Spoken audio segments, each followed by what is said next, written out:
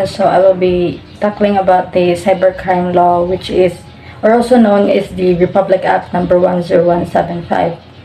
Cybercrime law is an act defining cybercrime, of course, providing for the prevention, investigation, and suppression and the imposition of penalties, therefore, and for other purposes.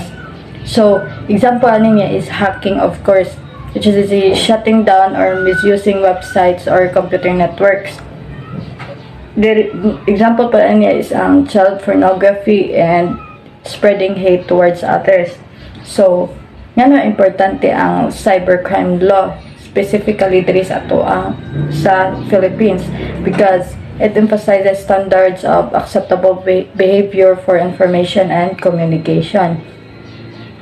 Yeah. So, ang cybercrime law has three main reasons, which is they target rich people or organizations like banks, casinos, financial firms, wherein ka ng dagko gani kay nga ka ng mga amount of money ang ganang ga-flow sa ilang bangko daily, and ginahack na nila ang kanang mga sensitive information sa mga tao to gain money, of course, which is kanang maudyanan kanang kuan sa cybercrime.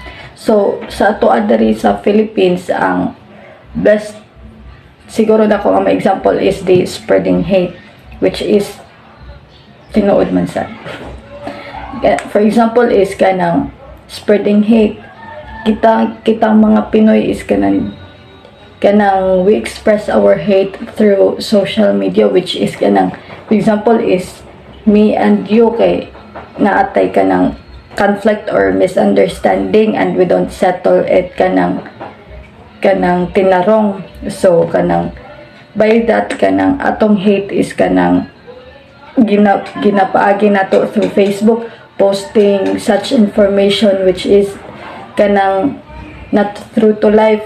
For example, may ka nga bigatlon ni siya, kanang daghan ni siya issues related sa mga kuan blah blah. And that is one of the cybercrime law examples. So para sa ako, cybercrime law is very important, especially nowadays nga daghan kay tag mga issues nga kanang dili or kanang kita mismo dili na to kayang pugnan atong kaugalingon to kanang share informations nga kanang dili angay i-share, which is wrong good na siya. So para sa ako, cybercrime law is very important. So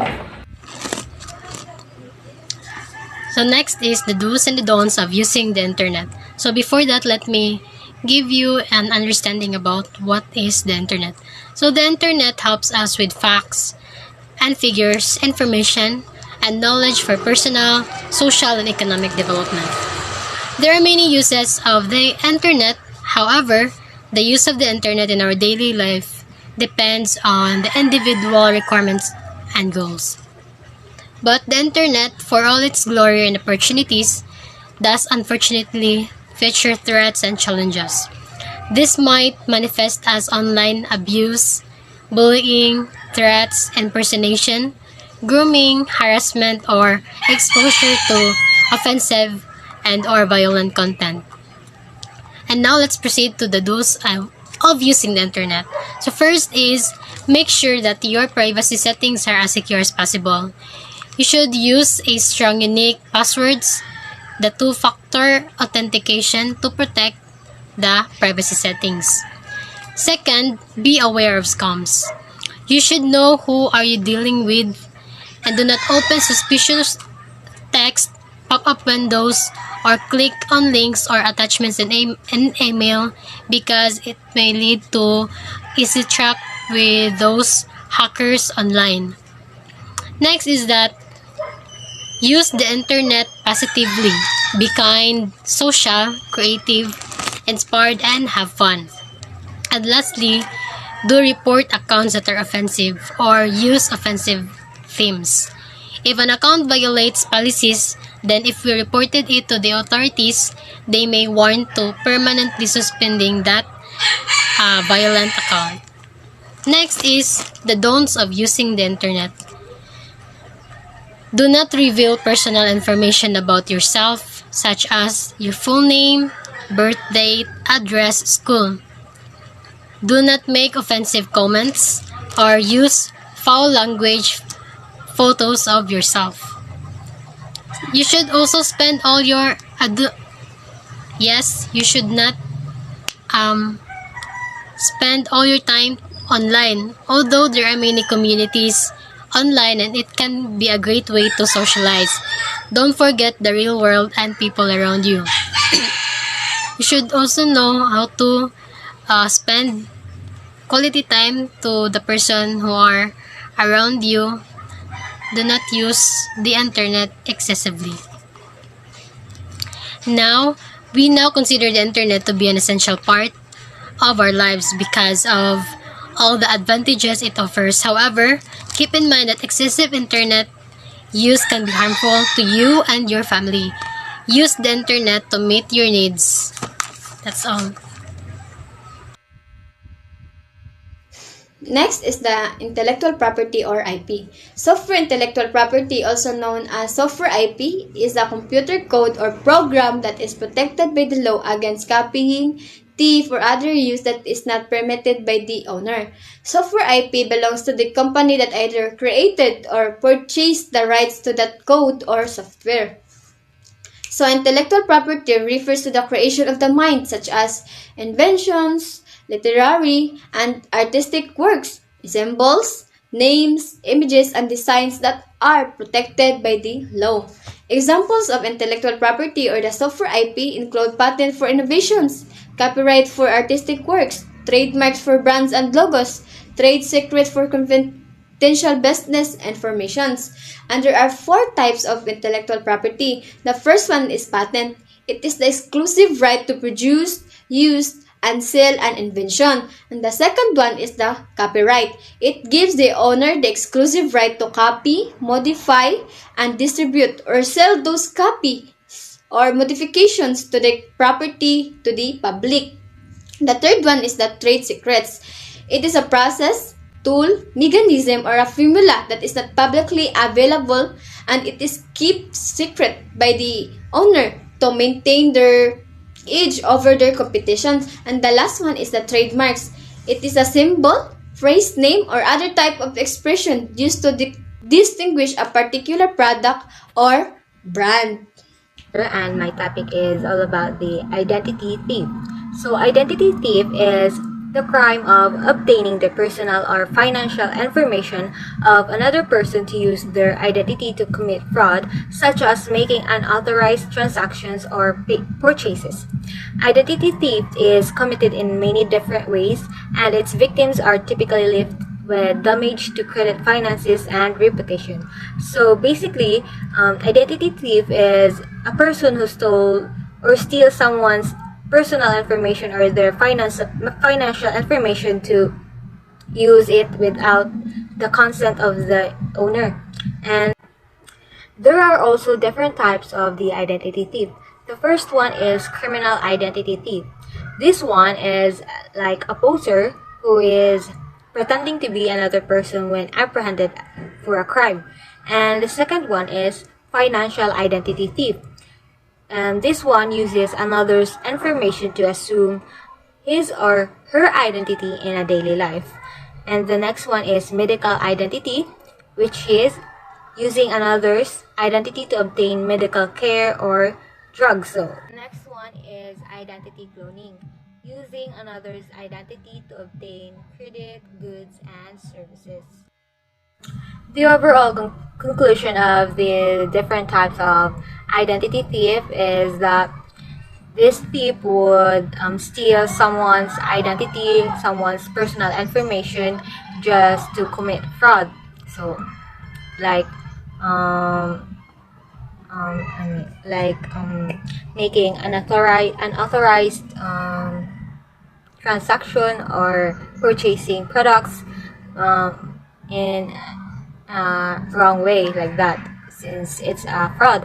And then, in short, this identity thief is like a poser. Next, let us tackle about what is hacking. Hacking is the gaining of access, either wanted or unwanted, to a computer and viewing, copying, or creating data, leaving a trace without the intention of destroying data or maliciously harming the computer.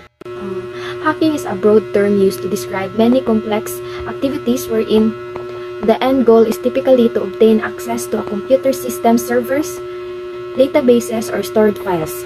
This access may be any combination or desired or undesired and legal or illegal. So, ang hacking DI refers to the act of gaining unauthorized access to a computer system or network with the intention of stealing, altering, or destroying data or using the system or network for nefarious purposes. Hacking can be done for a variety of reasons. Una is ang financial gain. Next is political activism or personal gratification. Pwede po siya nga pang personal use. We already know what is hacking. So now let us tackle about the 7 types of hacking. First is the website hacking. Website hacking is hacking a website, means taking control from the website owner to a person who hacks the website. Second is network hacking. Network hacking is generally means gathering information about domain by using tools like Telnet, NSLookup, Ping, Tracert, etc. over the network. Third is the ethical hacking. Ethical hacking is where a person hacks to find weaknesses in a system and then usually patches them. Fourth is email hacking. Email hacking is illicit access to an email account or email correspondence. Fifth is password hacking. Password hacking or password cracking is the process of recovering secret passwords from data that has been stored in or transmitted by a computer system. 6 is online banking hacking. Online banking hacking, unauthorized accessing bank accounts without knowing the password or without permission of account holder, is known as online banking hacking. Last is computer hacking. Computer hacking is when files on your computer are viewed, created, or edited without your authorization. Do you have any idea who is the person behind hacking?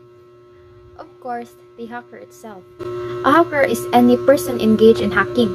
Person who gains authorized or unauthorized access to a computer without the intention of causing damage.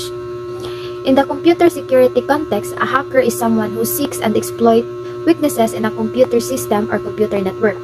Hackers may be motivated by a multitude of reasons, such as profit, protest, challenge, enjoyment, or to evaluate those weaknesses to assist in removing them. The subculture that has evolved around hackers is often referred to as the computer underground. Though ang hacking is makabenefit siya, but hacking can also have serious consequences both for the victims and for the hacker themselves. Victims of hacking can suffer financial losses, reputational damage, and other negative consequences. Hackers who are caught can face legal penalties including fines and imprisonment. So, what is cybersecurity? So, cybersecurity is used to refer to the security offered through online services to protect your online information. Moreover, cybersecurity is critical for protecting the integrity, confidentiality, and availability of data and information, and for ensuring the ongoing trust and confidence of customers, stakeholders, and the public at large. So, meaning, cybersecurity is mo protect sa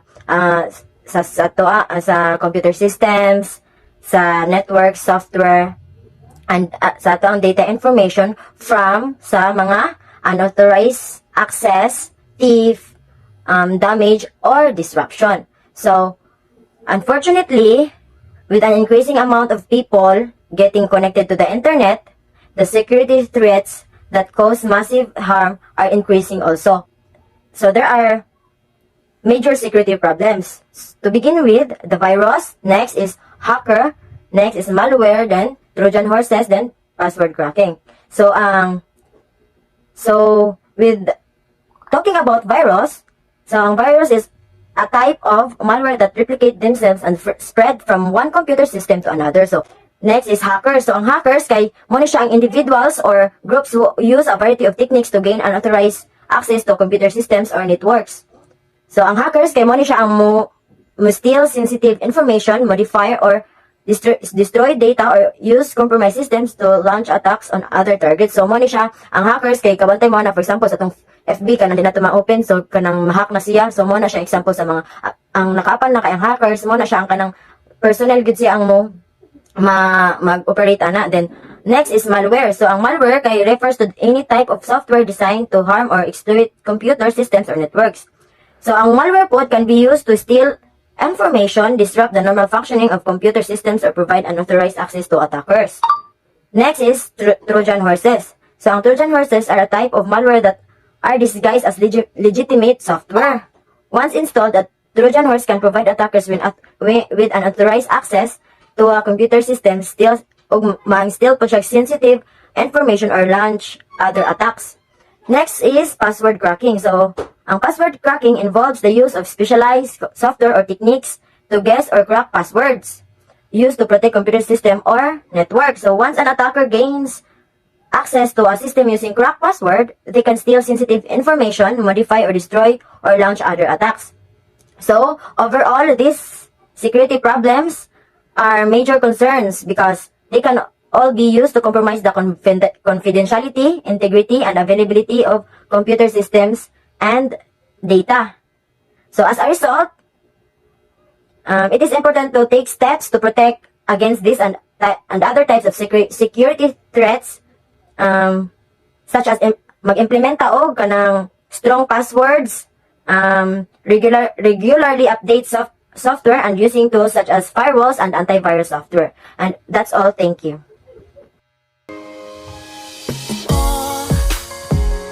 I feel so sorry.